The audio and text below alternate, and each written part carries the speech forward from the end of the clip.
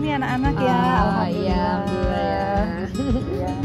Ada Bianco, Ada Iya, Askia. iya, Iya. sama mamahnya nih. Alhamdulillah. Bu, mau tanya dong. Iya, boleh Mbak Nurma. Kan anak saya udah mulai remaja nih, mungkin Iya. nanti bermanfaat juga buat yang anak-anak kecil. Iya. Gimana caranya biar anak-anak kita bisa sukses dalam hidupnya secara normal gitu ya Bu ya. Karena kan banyak betul. sekarang juga ada penyimpangan dan seterusnya gitu. Iya, iya. Gimana Bu? Ya memang seringkali orang tua banyak yang berorientasi anaknya sukses seperti itu. Iya. Tapi sukses dalam pengertian capaian-capaian prestasi mungkin di dalam perspektif duniawi ya.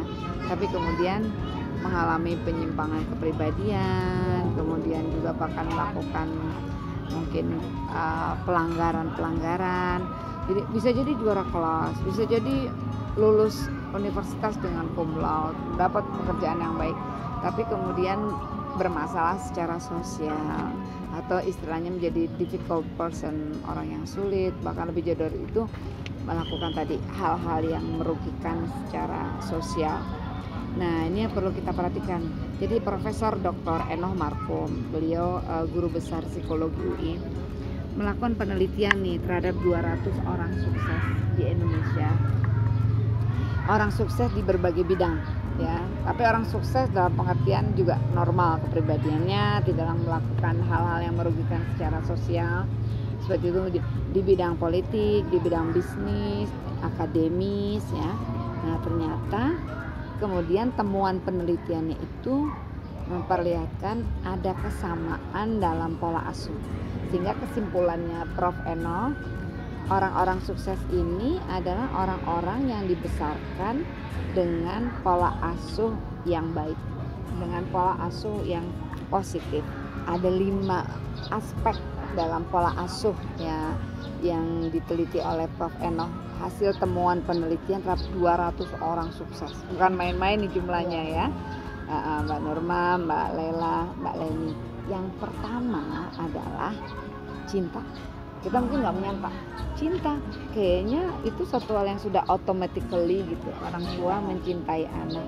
Nah, tetapi mencintai anak secara tulus, mencintai anak apa adanya, itu tidak semua orang tua.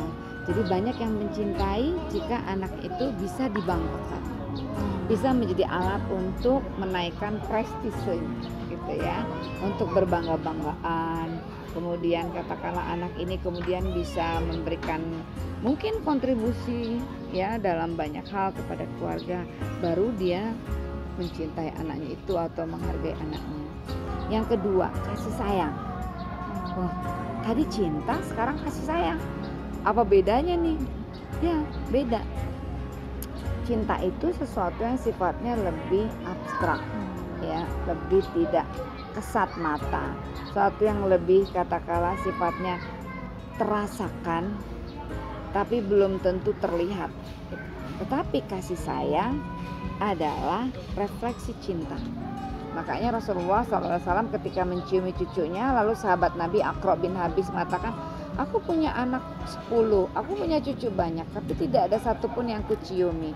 Kata Rasulullah, mala yarham la yurham, barang siapa tidak menyayangi tidak akan disayangi. Yang ketiga, komunikasi.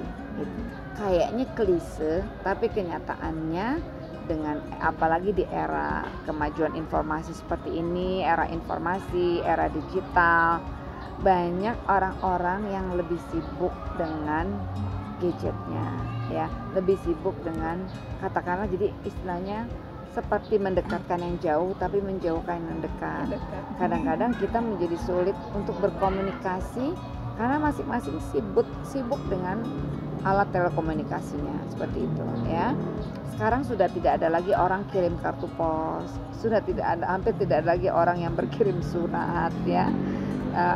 Tetapi kemudian kita masih bisa tetap berkomunikasi yang sifatnya face to face seperti itu. Kita perlu untuk berbicara kepada anak. Jadi jangan sampai orang tua itu merasa berkomunikasi tapi sebenarnya dia menginterogasi. Jangan sampai orang tua merasa, oh saya sudah berkomunikasi dengan anak, padahal sebenarnya dia melakukan instruksi. gitu. Jadi jangan bersifat instruktif, jangan bersifat interrogatif. Komunikasi yang efektif adalah jika hubungan menjadi lebih dekat antara orang tua dengan anak, kemudian anak mengerti yang kita maksudkan, yang kita inginkan, lalu dia mau berubah seperti yang kita pesankan gitu. Jadi ada perubahan sikap dan perubahan tingkah laku gitu ya. Jadi tadi yang pertama cinta ya Bu, sama cinta yang ketiga komunikasi, keempat apa? Ya, jadi ada 5 aspek ya. Ini gampang dihafal nih. 5 aspek yang harus ada dalam pola asuh yang baik untuk mendidik anak agar sukses. Yang keempat adalah disiplin. Gitu. Ya, jadi dalam Islam juga ada banyak aturan yang muru auladakum bisolah wahum sab'asinin. Perintahkan anakmu untuk mendirikan sholat sejak berumur 7 tahun. Jadi ada proses pembiasaan, ada proses pendisiplinan. Apa sih disiplin itu? Anak taat aturan, dan aturan dibuat untuk ketertiban gitu ya. Aturan dibuat agar anak itu bisa mentaati rule of the game, aturan-aturan. Jadi kalau disiplin, kalau memang saatnya dia belajar, saatnya dia bermain, saatnya dia boleh pegang handphone atau gadget, dia boleh pegang gadget. Tapi saatnya sholat, dia harus sholat, seperti itu. Jadi anak taat aturan. Yang kelima adalah konsistensi. Konsistensi itu apa sih? Disiplin itu adalah anak taat aturan. Akan nomor 5 konsistensi, perlunya dari orang tua itu adalah jangan mudah merubah-rubah aturan. Jadi suatu saat boleh, suatu saat menjadi tidak boleh gitu ya. Suatu saat anak harus pulang maghrib, tapi suatu saat dibiarkan pulang sampai malam. Jangan mudah untuk merubah-rubah aturan.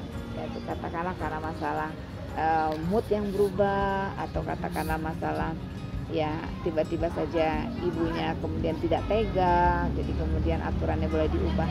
Nah ini 5 aspek nih yang terlihat. Jadi ada 5: cinta, kasih sayang, komunikasi, disiplin, konsistensi. Kalau ini kita terapkan, mudah-mudahan insya Allah anak kita sukses dunia akhirat. Sukses secara pribadi, berprestasi akademis, tapi juga sukses di tengah masyarakat, bermanfaat buat sekitarnya. Begitu. Insya Allah gitu ya Mbak Nurma, Mbak Leni. Mudah-mudahan kita bisa mendidik anak-anak kita dengan baik, insya Allah. Terima kasih banyak ya Bu. Ya, assalamualaikum.